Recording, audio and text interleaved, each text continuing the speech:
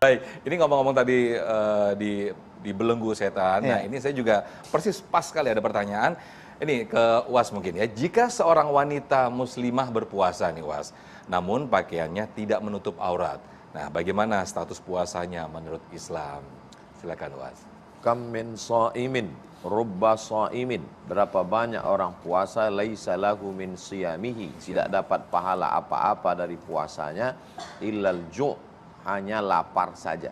Rubba qa'imin, berapa banyak orang yang qiyamul lail, tidak tidur malam, dari mulai tarawih sampai tahajud sampai witir, laisa lahu min qiyamihi, tidak dapat pahala apa-apa illa sahar, kecuali hanya bergadang malam tidak tidur saja.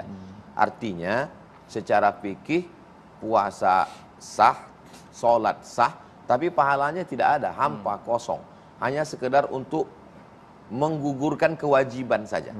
Dia tidak perlu qadha di luar Ramadan, dia tidak perlu bayar fidyah karena puasa sudah terlaksana, tapi pahalanya hampa, kosong, tidak bisa dibawa bekal menghadap Allah. Kenapa?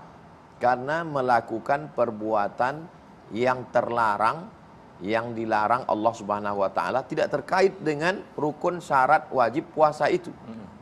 Tapi pahalanya hilang. Sedangkan yang kita inginkan dari ibadah puasa ini adalah kewajibannya gugur, pahalanya sempurna, proses pembiasaan diri, dan semua ibadah ini jangan sampai kita terjebak pada ritual.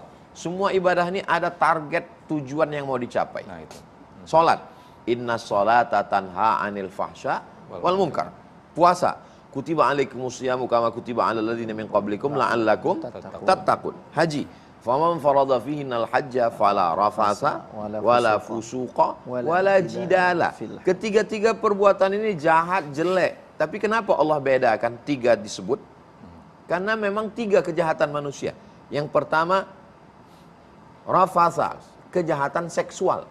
Yang kedua fusuqa, kejahatan non seksual. Yang ketiga jidala, lisannya. Ada orang yang lisannya lembut, tidak pakai sabu-sabu, tidak pakai narkoba, orangnya baik, tapi gatal. Seksual. Ada orang yang tidak gatal, orangnya sopan, baik, tapi pelit, bakhil. Ada orang yang dermawan, tidak jahat seksual, tapi lisannya menyakiti hati. Maka ibadah ini ada target yang ingin dicapai.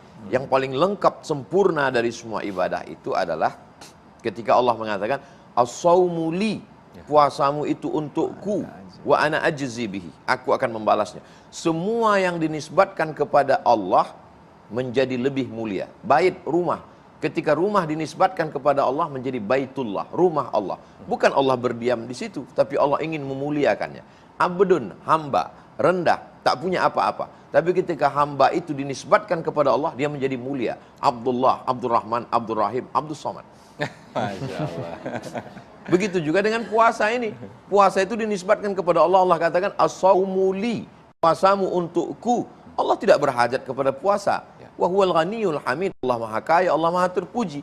Tapi ketika dinisbatkannya kepada dirinya, karena ibadah yang paling minim riaknya adalah puasa. Kita yang tahu dengan Allah. Maka kita jaga puasa ini jangan dirusak dengan bersolek jahiliyah, pakaian membuka aurat dan seterusnya. Demikian, wallahu a'lam. Masya Allah, jazakumullah khairul jaza. Silakan Habib. UAS, kita lanjut satu lagi, kita akan jeda dulu. Silakan.